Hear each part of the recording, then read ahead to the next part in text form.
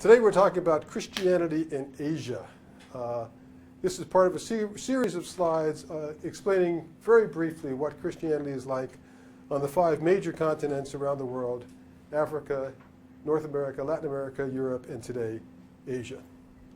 The backdrop for all these lectures is that we are currently living through the most significant period of change in all of Christian history.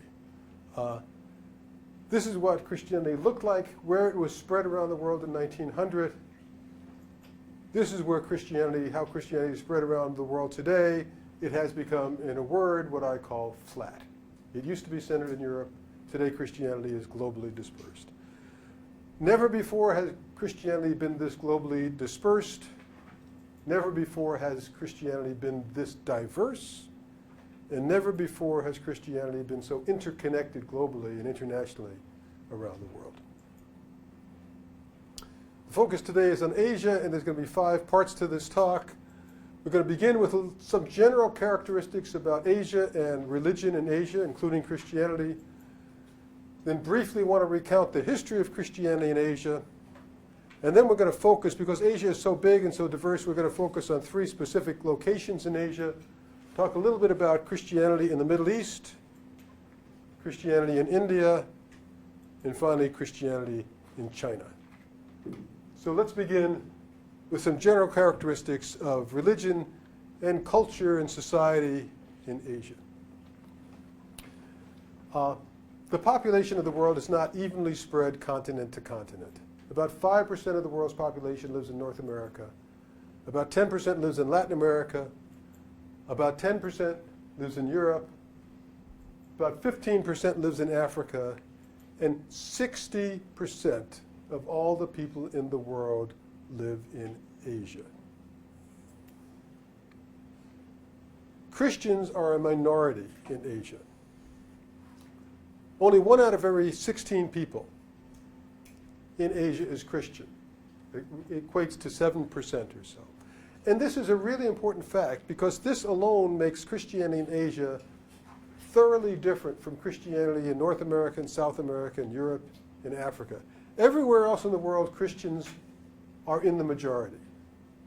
In Africa, half the population of Africa is Christian, but as you all know, most of the Christian population is concentrated in sub-Saharan Africa, and there Christians make up about 75% of the population. Christians also make up about 75% of the population in North America and Europe, and Christians account for 90% of the population in Latin America. Asia is the only place where Christians are a minority. They make up about 7% of the population of Asia. What this means is that most religion in Asia is not Christian. Christians make up 7%. About a quarter of the Asian population is Muslim. 10 to 20% are Buddhists. Buddhists are hard to count, hence the broad spectrum. About 20% are Hindu. 25 to 35% follow other religions, many of them sort of local ethnic religions or ways of spirituality. These religions are unevenly distributed across Asia. Most Muslims live in Western Asia, all the green countries here, and in Indonesia, in the southeast, which is, of course, is the largest Muslim country in the world. More Muslims live in Indonesia than anywhere else. Hinduism is predominantly located in India. Buddhism is in Southeast Asia, Japan, and to some degree in China, but China is also markedly secular, so it shows up here as gray. There are 4 countries in Asia that have Christian majorities in them. 2 of those countries are located in the far western region, Armenia and Georgia, little countries that are predominantly Christian. The Philippines are also predominantly Christian, and the 4th country is the tiny nation of Timor-Leste, which is one of the islands in the Indonesian archipelago. It's not just that Christians are minorities, however, in these countries. They are in many ways and often double minorities. And what I mean by that is they are both religious minorities, but they are also ethnic and racial minorities in the countries where they live. Let me just give a couple of examples. India, for example. India is a complex society, a huge country. It is still fundamentally based on the Hindu notion of caste. Caste is legally outlawed in India, but caste consciousness is still very much alive. And there are 4 different castes: Brahmins, Kshatriyas, Vaisyas, and Sudras. But there's another group of people, a mass of people, that are so low on the social scale in India that they don't even have caste status. In India, they're called unscheduled castes, or they used to be called untouchables. Today, they're called Dalits. But what's interesting here and significant for Christianity is that 70% of all the Christians in India come from this lowest social class in India. 70% of Indian Christians are Dalits, a word that means crushed or broken. You see the same thing in a country like Myanmar, which is in Southeast Asia. Almost all of the majority Burmese people who live in Myanmar are Buddhists. But Myanmar also has a number of smaller ethnic communities that live within the boundaries of the nation of Myanmar. One of those is the Karen people, and almost half of the Karen people are now Christian, and they suffer persecution both because they're Christians and because they're ethnic minorities, part of the Karen people. This isn't true everywhere. South Korea is an exception to this rule of being double minority. Christians are in the minority in South Korea. Only 30% of the South Korean population is Christian. But despite that fact, 6 of the 11 presidents of South Korea have been Christians. So there's a different dynamic going on in South Korea. So it's not as if you can say in every country in Asia, Christians are double minorities. It's hard to say anything that applies everywhere in Asia, but in many countries, they are. Another fact of life in Asia is that persecution, and particularly religious persecution, is more prevalent in Asia than anywhere else. The way we measure persecution is following 2 different sources. One is, do governments persecute religious minorities? The second is, do fellow citizens or neighbors persecute their neighbors of different religious faith? And when you mix those 2 together, you can get a scale of how much religious persecution is taking place in different parts of the world. What we find is that in North America and Latin America, levels of religious persecution are extremely low. They're also low in Europe, and they're at moderate, low to moderate in Asia, or in Africa.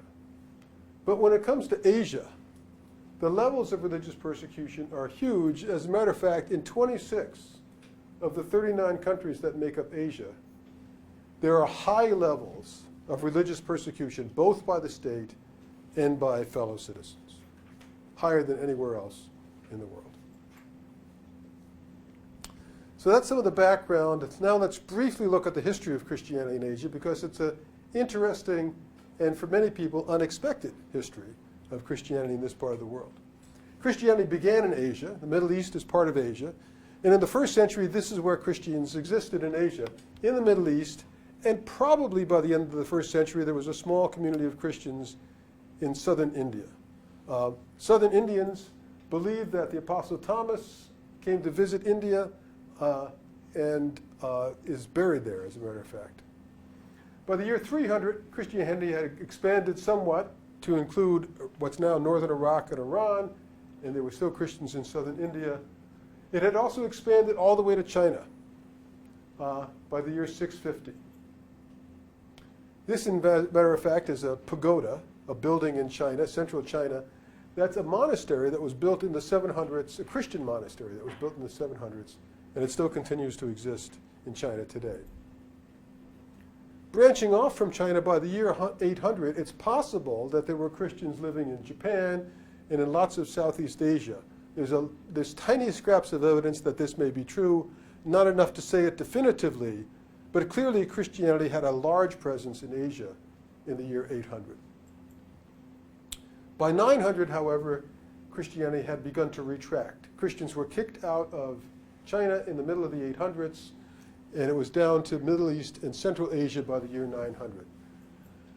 Nonetheless, up until the year 900, there were more Christians living in Asia than there were living in Europe.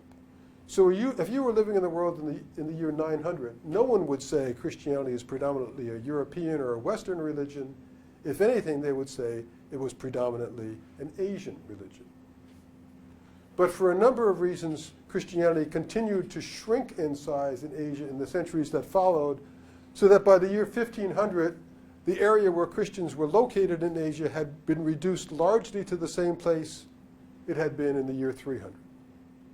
And most Christians in the world by the year 1500 lived in Europe rather than in Asia. For the next several centuries, things remained relatively low in Asia in terms of Christianity. But in the 19th century, Christianity began to be reintroduced into Asia in a large way, coinciding with the European colonization of Asia. So Christianity and colonization have been seen as going hand in hand in the modern history of Christianity in Asia. And it's not necessarily a good linkage. One of the ways that colonies were created in Asia was through military force, and even in countries like China, which were never formally colonized, European powers used military force to demand that these countries open themselves up to two things. Open themselves up so that British, and especially the British, could sell opium in China, and so Christian missionaries could have free access to China. Not the best combination of results, of interests for the sake of the gospel. As a result of all this, if you were looking at Christianity in Asia, especially in Eastern Asia around the year 1900, most people thought of Christianity as a foreign religion in Asia, a foreign religion that had been introduced by force by foreigners from Europe. They saw nothing in it that was genuinely Asian. There were a few Asian Christians who themselves were trying to create Asian forms of Christianity and spread that message around the country, but these were relatively few in number. It's only been after the end of colonization, the last half of the 20th century and into the 21st century, that Asian Christians have begun to reclaim an Asian understanding of Christianity, and this process is still underway. What I want to do now is look at three very different regions of Asia. It's very hard to say anything in general about Asia, so we want to look at the Middle East briefly, what's happening to Christians there, India, a nation of well over 1 billion people, and then China, another nation with well over 1 billion people. The Middle East, first basic fact is that the Middle East is overwhelmingly Islamic. Has been for a long time. But even though it's been overwhelmingly Islamic for a long time, the 20th century saw a steep and sharp decline in the number of Christians in the area. In 1900, Christians made up about 10% of the population in the Middle East. Today, they make up about 4%. There was a dip early in the century, and this was caused by something called the Armenian Genocide.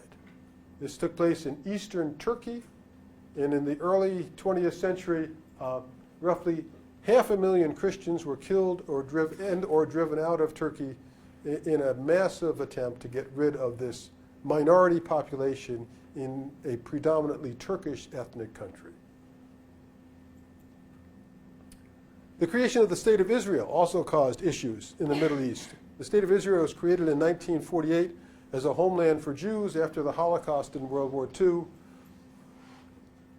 It immediately, however, led to conflict between the Palestinians who had lived there before and their Arab neighbors and this new State of Israel. And it wasn't only an Arab-Israeli conflict, it was a conflict that involved conflict with all the supporting Western Christian nations, which is the way how most Muslims in the Middle East see the State of Israel. It's a Jewish state, but it's a Jewish state supported by the Christian nations of Europe. And many Muslims see this as a kind of continuation of the Crusades that took place long ago. Israel has also created other problems for Christians, both in the region and globally. Many Christians around the world, especially Christians in North America, are deeply committed to and deeply supportive of the State of Israel. In fact, it's not uncommon to hear North American Christians say, because I am a Christian, I stand with Israel. This is known as Christian Zionism, support for the State of Israel on the basis of being a Christian. The awkward fact, however, about the Middle East is that almost all the Christians who live in the region, almost all Palestinian Christians, see the state of Israel as an occupying force on the lands where they and their families used to live. And they are seeking to resist Israeli government and Israeli control, and seeking to create a new homeland for Palestinians apart from Israeli rule. So you have this tremendous tension between Christians in the Middle East and Christians elsewhere. Recent wars in the Middle East, especially in Iraq, have also caused problems for Christians. Churches across Iraq, especially in northern Iraq and central Iraq, have been destroyed. And recently, the force of ISIS or ISIL have been active in northern Iraq and in Syria, and many people look at this as a kind of genocide against Christians and other non-Muslim religious minorities in the area. And Christians and religious minorities are fleeing the area in droves. All of this is contributing to this dramatic decline of the number of Christians in the Middle East. There's one exception to this rule, this general rule, and that is that in the oil-producing nations of the Gulf, the number of Christians in the population is actually increasing. But this is a sort of odd phenomenon, because the way it's increasing is through the increasing numbers of what are called guest workers. These are people who essentially almost sell themselves into servitude. When they arrive in these countries, their passports are taken, they work for people, and their employers have tremendous control over them. Many of these are Christians, many of them come from the Philippines, but they have virtually no religious rights. They're not allowed to worship, they're not allowed to build churches, and so you have increasing numbers of Christians in these states, but they're virtually silenced Christians who are there only to be workers and for nothing else. We find a very different situation in the country of India, which is complex in many ways, more complex than the United States by far, and it's also complex in terms of Christianity. There are roughly 65 million Christians who live in India, and they are distributed unevenly across the country. 40% of all Indian Christians live in the two most southern states of India, which are Kerala state and Tamil Nadu. This is a part of India where Christianity has been present since probably the 1st century, so it's been here for 2,000 years. Right now, almost a third of the population of Kerala is Christian, and roughly 20% of the population of Tamil Nadu is Christian. This is where Indian Christians believe St. Thomas the Apostle is buried, and this is where they believe that is, in Mylapore in Tamil Nadu. And this is a kind of traditional-looking Kerala church in the southeast of India. Another 10% of all the Christians in India live in the extreme northeast of the country in a number of states called Manipur, Meghalaya, Mizoram, and Nagaland. This part of India is populated by people who are ethnic minorities in India. They do not see themselves as ethnically Indian. And becoming Christian has been a way of helping them reinforce their ethnic and political differences with the Indian state as a whole. Almost all these baptism, or Protestant Baptist Christianity is the dominant form of faith here. And this is a big Baptist church in a Naga city up in Nagaland. It's in this yellow or mustard-colored part of the country where all the rest, the other half of all the Christians in India live, and they're pretty thinly dispersed, making up only about 2.5% of the population in this region of the world. This is where Christians often experience persecution, rather than in the south or up in Nagaland in the northeast. And one state in particular, Odisha, has been one where there's been significant violence against Christians. This is a church one of many churches that were destroyed during riots in Odisha in the year 2008. If you ask the question, why are Christians being persecuted in India, the simplest one-word answer is because of a political philosophy called Hindutva. Hindutva is a philosophy that says India should be for Hindus alone. And people who follow a political philosophy of Hindutva would like to remove all non-Hindus from India or convert all non-Hindus in India to be faithful Hindus. They've created violence against Muslims and violence against Christians in a number of different ways over the past 3 or 4 decades. One of the causes for concern on the part of Christians in India right now is that this person, Narendra Modi, is now the president of India, and he is the head of the BJP political party, which is in fact the main Hindutva political party in the country. So the future of Christians in India looks a little less comfortable right now with the Hindutva party in power than it has been in the past. Last, we want to talk about the country of China and Christianity in China, where it's even more complex than in India. There's something like 100 million Christians in China, maybe more. Some estimates go as high as 200 million. Nobody really knows because it's hard to get accurate information about almost anything in China. But what I want to do is explain a little bit about how Christians have fared in China since 1949, when the People's Republic of China was created. This is what some people still call Communist China, created by Mao Zedong, 1949. Christians have gone through at least 3 distinct periods that their experiences have been different in these historic periods in the history of the People's Republic of China.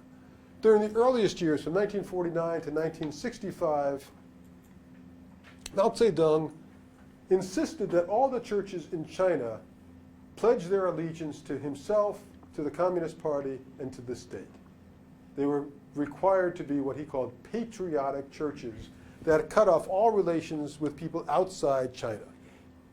This is hard on some Protestants. It was especially hard on Catholics, who are supposed to be in communication with the Bishop of Rome or the Pope. Some Christians cooperated and became parts of the Christian patriotic associations that were formed in China.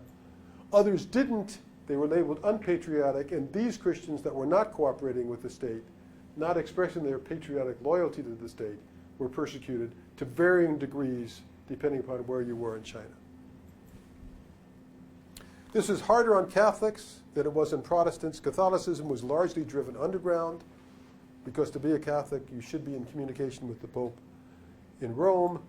It was less hard on Protestants, but many Protestant Christians also said that they refused to cooperate with what they saw as an atheistic government, atheistic communist government. It's during this time that you begin to get this divide in China between an above-ground patriotic church and a below-ground or a hidden church that's seeking to remain separate from the state and state control. The situation changed dramatically, though, in 1965 when a movement called the Cultural Revolution began, and it lasted for about 10 years. The Cultural Revolution was essentially a radical movement within Chinese communism that sought to get rid of everything that belonged to the old way of life so that a genuinely new and thoroughly communist way of life could emerge in China. And one of the things that had to be gotten rid of was religion. Virtually all forms of religion were declared illegal, whether it was Buddhist or Muslim or Taoist or Chinese traditional religion or Christianity. All of the religious organizations, all of the religious associations, all the churches were closed down. Christian leaders were arrested, they were mocked, they were jailed, they were sometimes killed during this 10-year period as China tried to get rid of any trace of religion that was left. An interesting thing happened, though, as a result of this period. This is a chart of how Christianity has grown in China. Catholic growth has been relatively steady since the beginning of the century. About 3 million Catholics at the beginning of the century, or at the beginning of the People's Republic of China, about 15 million today. But Protestants, the growth of the Protestant or non-Catholic Christianity in Asia, in China, takes off at the time of the Cultural Revolution. And let me explain briefly why. Essentially what happened is you would have larger congregations. You had many large Protestant churches in China before the Cultural Revolution. Everybody was driven underground, and when you're driven underground, the only way Christians could meet were in small groups that could remain hidden. Groups of 5 or 6 or 10 that could meet in a person's house and not be noticed. What happened then, though, is that earlier you'd had one leader for a whole church, but when you broke up into all these smaller groups, all of a sudden you had many, many more leaders. And when the pressure of the Cultural Revolution was lifted, all of these leaders came out of being underground and began to attract more people, and it fed this incredible growth of Protestant and now Pentecostal Christianity in China. Since the 1990s, China has been changing and it's becoming more open. Sometimes this is called the New China. It's a mix, still committed to communism in a way, but willing to entertain other ways of thinking and other ways of doing things. It is less dictatorial than it used to be. It's less ideologically, monolithically committed to communism, and it's less controlling of religion. It's allowing religion to have, to a certain degree, a kind of life of its own. This has affected Catholics and Protestants differently, so let me just say a little bit about both. Before the New China, Catholicism looked something like this, largely underground, but some above ground, some registered and approved. The registered and approved sector of Catholicism has increased hugely, and the underground church has shrunk accordingly. And not only that, but the difference between the underground Catholic movement and the registered and approved Catholic movement has become fuzzy, so much so that many above ground or registered and approved Catholic bishops are now in spiritual and religious fellowship with bishops in the underground church. So things have become fuzzier as some control has been lifted on religion and Christianity has been given some freedom to organize itself.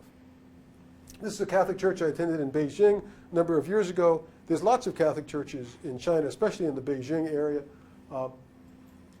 This church has 7 masses every Sunday. They are absolutely packed, and many Catholic churches throughout the country are like this. So Catholicism is doing well. It's flourishing. There are still some underground Catholics, especially in rural areas, but by and large, the Catholic Church is becoming part of the public life of China. What about non-Catholic Christians? In China, these other people, in China, they make a distinction between what they call Catholics and people they call Christians. And they see Catholics and Christians as belonging to 2 different religions. This Christian category includes both Protestants and Pentecostals merged together. At the time, earlier in the history of the People's Republic of China, there were a handful, a limited number of registered and approved churches, many underground churches. What's happened now is that there's become a much more complex 3-layered reality of Christianity, Protestant and Pentecostal Christianity in China, where there are still many underground churches. There's lots of registered and approved churches, but there's also now a host of unregistered and unapproved churches that exist throughout the country. And the lines between all 3 of these groups also have become fuzzy, as with Catholicism. Here's one example of a registered and approved church. It exists in the middle of the city.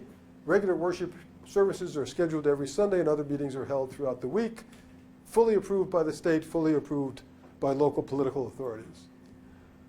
There are also still many underground churches or hidden churches in China. And increasingly, these hidden or underground churches are Pentecostal in orientation. Part of the reason for this is that the Chinese government is especially suspicious of what they call abnormal or superstitious religion. And what they mean by this is basically religious expressions that are too emotional or too ready to believe in miraculous kinds of events. And part of the reason they're suspicious of this is because there have been a number of sort of messianic movements within Christianity and within Buddhism and within Islam that have caused massive social disruptions in Chinese history in the past century and a half, leading to the deaths of millions of Chinese people. So the government is very suspicious of these groups. But because the government is suspicious of these groups, most of these groups try to remain thoroughly out of sight of the governing officials. And then you have churches like this, which is an unregistered and thoroughly unhidden church, and there's hundreds and thousands of these across the country, that exist because local government authorities have more or less decided to look the other way and let Christians build their churches.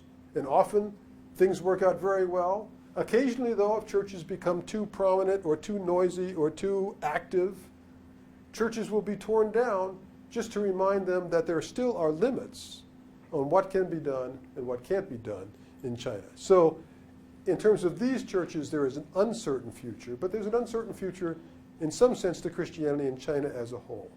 Some people believe China is on the verge of having a kind of massive conversion to Christianity.